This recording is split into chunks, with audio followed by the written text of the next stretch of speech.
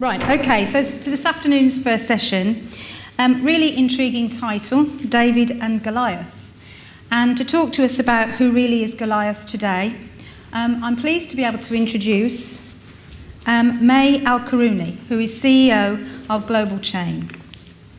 May is the founder, as well, of Globechain, a refuse platform that connects corporates to charities. After a very successful career in banking, May set up Globechain in 2013 when her then employer planned to dump perfectly good office furniture during a refurbishment project. Globechain has gained huge momentum, growing to 10,000 members and securing contracts with some of the world's largest brands, as well as growing a large network of charities nationally and internationally, including hospices. Globechain works within the retail, commercial and construction industry, and last year diverted over 1 million kilos from landfill, with items being redistributed within the UK as well as abroad, as far as Sierra Leone, Guinea and the Ukraine, providing savings of over £800,000 to charitable causes. So, without more of ado, I'm going to hand over to May from Globechain. You're over there, were you? You're over there. I knew it would go wrong somewhere. Thank you. Brilliant. Hi, everyone. Okay, so this is Globechain. So I thought what would be quite interesting is I've been hearing people talk about what they've been learning today, and so I thought the session could be quite good to talk about kind of what the business is, but also to hopefully give you some ideas of maybe changing business models or using the opportunity to do different things, because that's how we found some charities and social enterprises have worked. But so thank you for the intro. It sounded like an Oscar. But so basically the way I set this up is because I used to work for an investment bank, and we moved offices literally across the road in London, and they came round and asked me to pick new tables, chairs, carpet tile colour, computer, and I was just like, why aren't we taking this just across the road, or why aren't you giving it away to charities or people that need it? And the answer was they didn't know, it was too much hassle for them, they thought charities didn't want that type of thing, and they were obviously on time restraints. So it got me thinking, God, we've really messed up in life, hence I quite like the evolution, and how can we kind of go back in time and go back to the basics, basically. So that's really how Globechain came about. So I kind of wanted to digitalise waste, but it wasn't waste. So I wanted to connect companies to charities, SMEs, NGOs to give and take unwanted items that could be reused, resold, upcycled, or done something quite inventive or new innovation with it. And basically, when I built this model, I realised that corporates were very interested in the social impact side and how it was helping communities. So we actually collect data on the social, economic and environmental impacts of the giving. So we find out a little bit more about what you guys do. So to explain how it works, it's like a free eBay, if you like, or if anyone knows FreeCycle, I call it a corporate version of FreeCycle. So companies upload goods onto the system, alerts get sent to the members. Whoever's interested in taking the item just goes on and requests them and picks them up for free. And the system basically asks you questions afterwards on how much savings you've made, if you resold it, how you helped the community, have helped with upskilling, employment levels, and we collect that data and produce it in infographics and reports for the corporates to use for CSR and other things that I'll explain in a minute. We don't touch anything, so we're literally online. So we class ourselves like an enabler for you to just basically be able to access large corporates that wouldn't necessarily you be able to pick up yourselves, or you haven't got the time to, or you don't want the volumes that sometimes they can offer. So we ended up focusing in 3 areas: retail, commercial and construction. Retail is things like fixtures and fittings and obsolete stock. Commercial is office refurbs, furniture, computers, and then you've got the construction industry that, to be honest, can be anything from lighting to carpets to excess materials. And one thing I noticed when we were working with these businesses is that actually they needed a solution for things, and what you expect you think they do and recycle and dispose of things, they don't, because there's either not the right person in the organisation, or they can't deal with the volumes, or they've got no criteria. So they're always looking for a solution for that. And I think as a charity and a small business as well, and a social enterprise, there's a great opportunity to kind of seize that and not necessarily just look at kind of fundraising, because a lot of these big corporates have obviously budgets for charities and partners, but they tend to just focus on one or a few of them, and they, every year they change it. So I found that this was a really interesting way to kind of build a network of different types of charities and smaller charities and businesses and individuals to start reusing things that some of the bigger charities probably didn't want to use, or the perception was they didn't want. And it allowed the corporate to have that kind of flexibility on who they gave it to, and they actually enjoyed the stories. So it's almost like we've been going for 4 years now, and what I've realised is the smaller you are, the more flexible you are with these big companies, and actually if you just listen to them and find out exactly what they want, you could actually benefit a lot more. I know some of the charities that we've used have been able to get grant funding and also worked with some other companies in bigger partnerships because they've gained that trust in picking up regularly and created relationships with them. So there's different ways of evolving and being flexible. And also technology. When I first started, not many charities had internet access in their shops, but I think it's changed now, and I think that's really worth your while, being on the mobile or being able to access a computer, because everybody's doing things online, and we're finding that that's a really convenient way. If people find that it's easy to upload a listing and it's very quick for somebody to request and pick it up, it builds trust, and they think that's quite efficient. Normally when things are uploaded, literally the alerts go out in the evening, and it takes 24 hours for something to be requested, and it's pretty much gone by like 11 o'clock in the morning. So there's really high demand for it. How to appeal to businesses. So we work with some really large corporates, the largest retail in the UK. We have retailers in Europe doing textiles with us. And the way we kind of worked out, which I'll show you some examples later on, is we just asked them kind of what do they get rid of. And sometimes it was fixtures, sometimes it was a particular type of product that they can't resell for some reason. And we basically worked around the network of charities and the people we knew to see who would be interested in that. And we found out that some charities actually didn't do what we had, but actually were quite open to looking at different ways to do it. So, for example, we have a charity up north. It's very small. It's 2 people. And we do a lot of mattresses. So I don't know if anybody knows Simba mattresses. They advertise very heavily on TV, and they have brand new mattresses that their customer returns. So rather than them picking up a mattress somebody doesn't want when they've bought it, they have a 100-day guarantee to see if they want it or not. They're very expensive mattresses.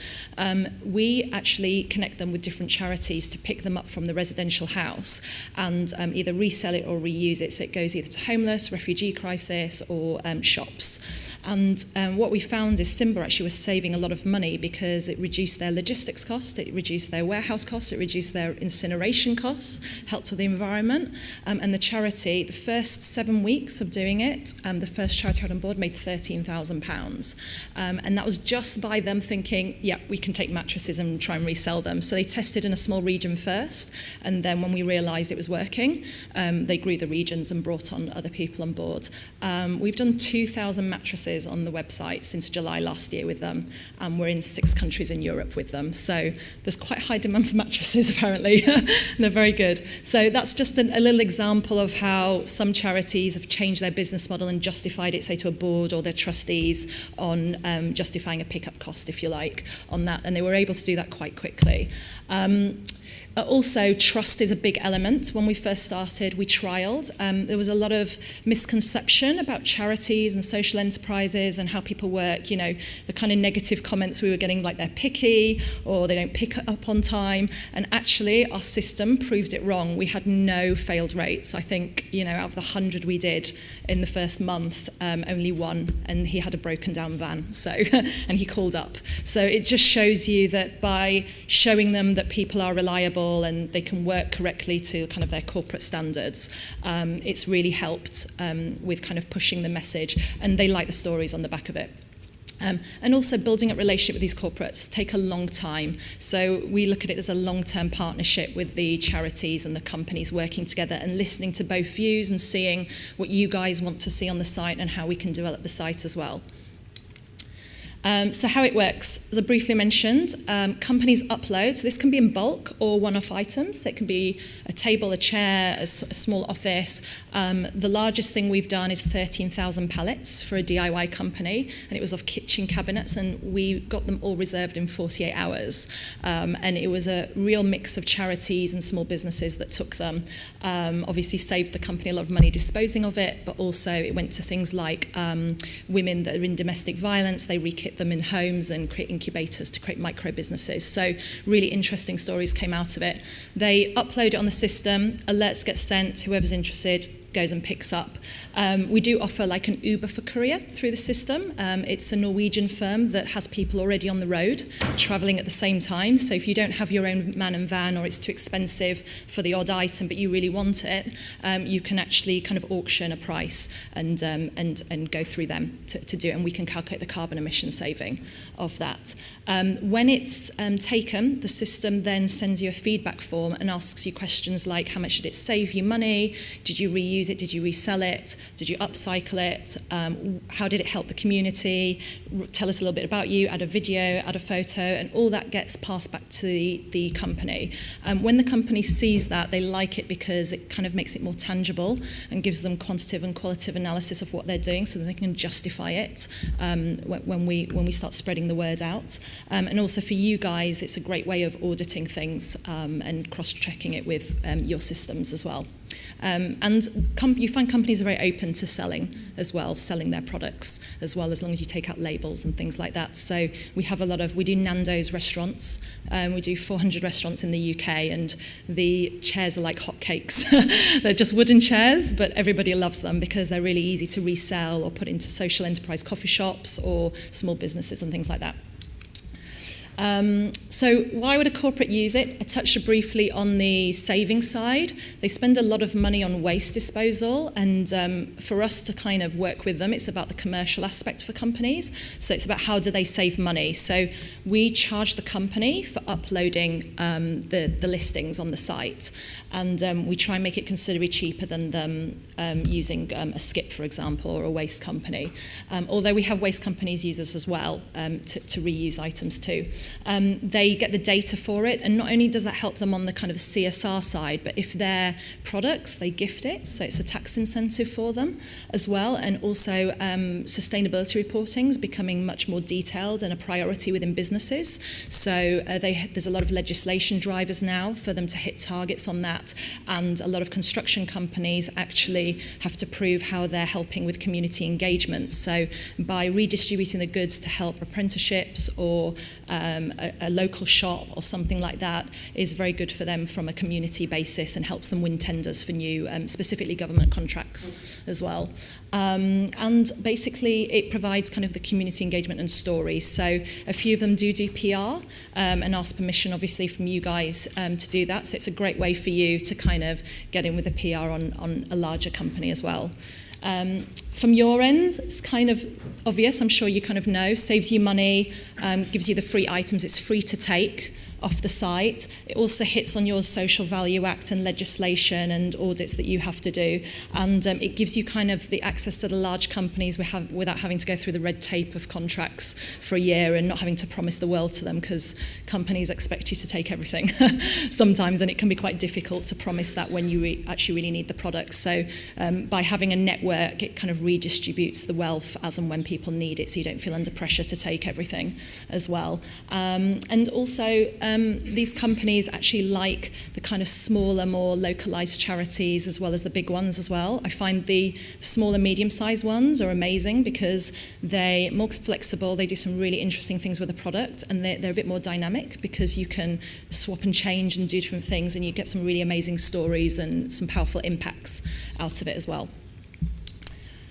This is an example of kind of the data page, if you like, of what we cover. So it breaks down everything, where the item's gone, the postcode, the industry sector, if you've picked it up, was it a children's charity, was it a homeless charity, was it disaster recovery, wherever it went. So the company basically gets an idea of the spread of where everything is going, and they can actually click through each item and find out your individual stories on each items that you've taken as well. You get graphs and infographics to show the spread on that. And basically there's bar graphs so that if you're having multiple stores, you can actually find out which store's taking what as well from your perspective and how that affects your sales and so forth. So as kindly mentioned, we've grown quite rapidly, and we've done 1 million kilos from landfill, and what's been really interesting is the impact that it's helped with the charity sector and the social enterprise sector on like upskilling and employment for people that are taking off regularly off the site. They've grown their apprenticeship schemes, their construction schemes, they've done upskilling in prisons, they've basically created kind of new charities within their charity to fill a need for something or a crisis somewhere, and we've realised actually the upskilling and employment impacts are quite high on that, and that's something nobody's really been able to kind of measure. It's a bit intangible, but it's been really nice to kind of see the stories that have come out of that, and I think that's where the interesting opportunity is to create kind of new products or services out of the goods that are being uploaded on the site. Some are pretty unusual. We've had a large construction company give away brand new fixtures and materials from a development where the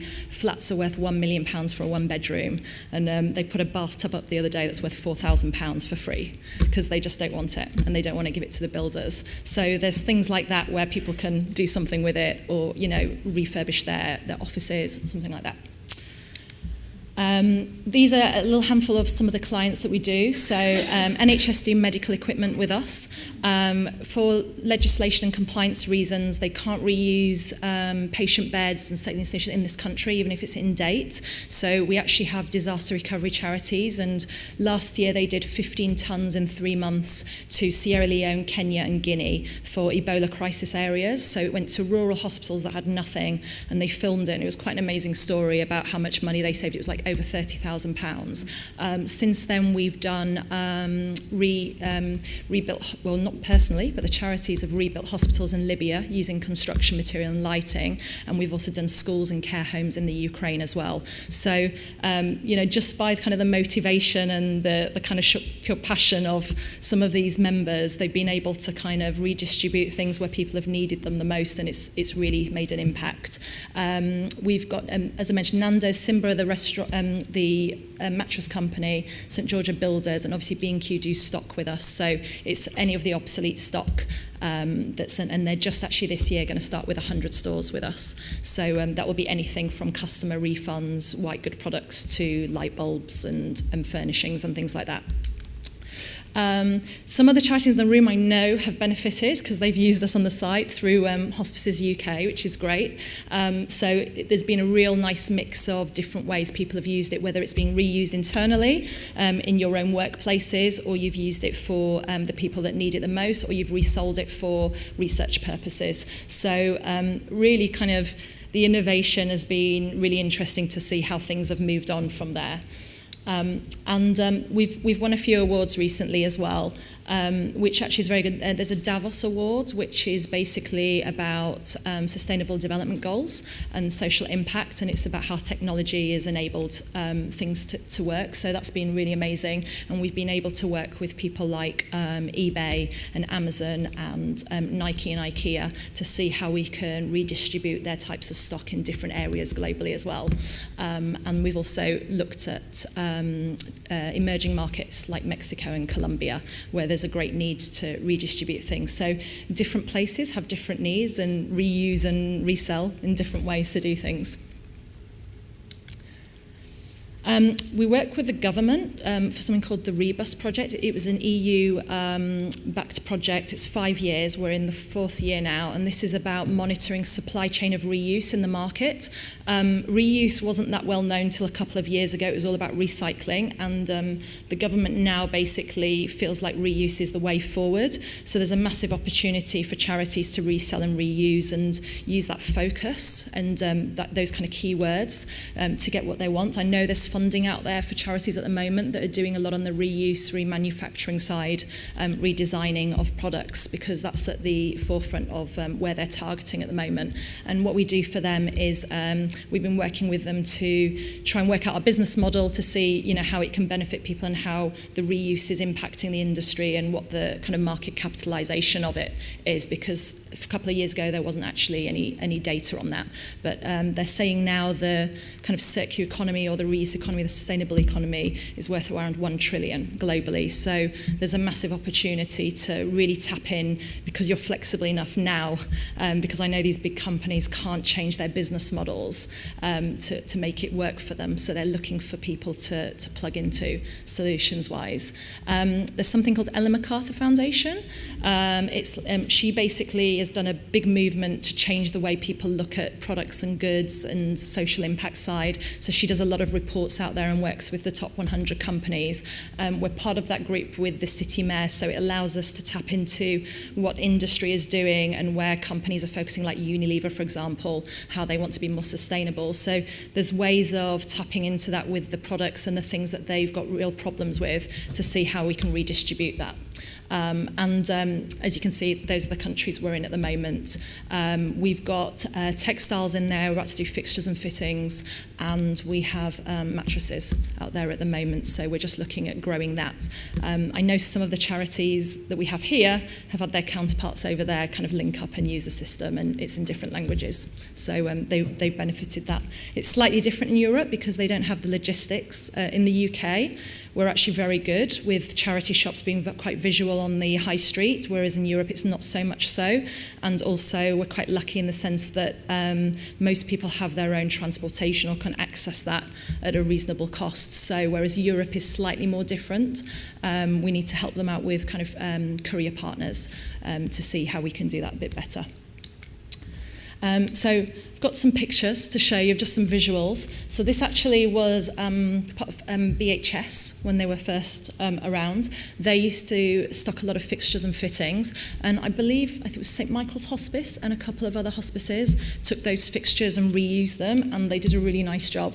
They were just opening up a couple of stores, and this was one of the first stores they opened, and as you can see, that wooden kind of white plank actually was a mannequin stand, and they just put some wallpaper in it and some perspex to have it, and obviously that's a shirt stand over there. So they had their handyman put a bit of creativity on it, which was really nice. They made quite a few thousand the first couple of days opening, and they estimated about £3,000 or £4,000 in savings in bespoke fixtures that they took. We get a lot of fixtures, and most of it is in good condition. The first time we did trials, we got rid of 97%, and mainly 2 charity shops took them as well. This is a healthcare example. So we had furniture go there, computers, patient beds, saline solution. This is actually one of the hospitals in, I think this is Guinea, and rekitted it all, and it saved them a lot of money. And obviously the NHS saved money on the back of it as well, because they dispose a lot of stuff, and that's due to compliance and legislation and audits and things like that. So all this stuff is perfectly in good condition. They just have to move it due to contamination, potential contamination, shall I say, on that side. And this is kind of construction. So this is kind of the harder construction side rather than the stuff I've just been talking about before. So the plastic offcuts went to an animal sanctuary that incubated newborn animals because of the heat. It insulates them really well. All the rest of the stuff went to construction apprenticeships and people building their own things, basically.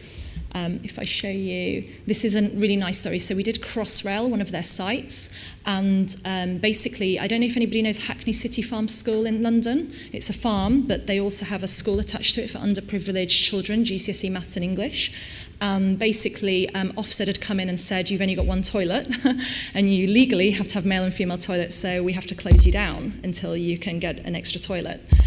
So obviously that costs money for them. They didn't have the funds for it. And luckily there was a pump house being demolished just down the road in the same area from Crossrail.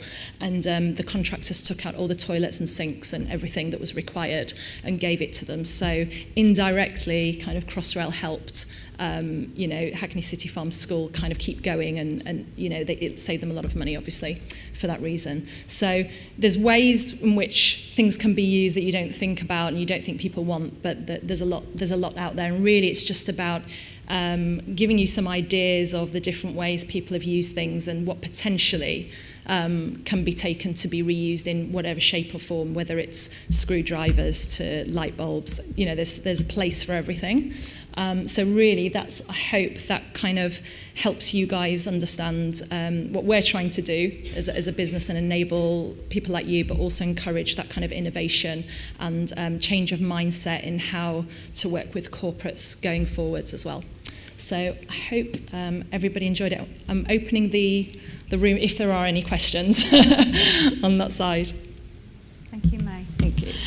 So how do people sign up to the scheme? Yeah. Is it easy? Yeah, it's just literally, you just go on the website, globechain.com, and you just basically put in your email address and password, and the first time you use it, you just fill in your charity details, and make sure you put in charity social enterprise, because the corporates have an option whether they can give away to charities only, SMEs only, anyone. So there is a bit of a priority for you guys. If they want it, then blocks everybody else out. So make sure you don't register as an individual as such. It opens up the options for you more. So literally it's like that, and you get alerts automatically, and you can change them with, there's a search tab, saved searches in your account page, and I think we do 300-mile radius, but you can reduce it if you don't want to look that far, and you can actually, when you're looking through products, you can actually put down, just alert me when TVs come up, or bikes, or furniture, so you don't have to get everything each time, because we do a lot of mattresses, so you don't want to be alerted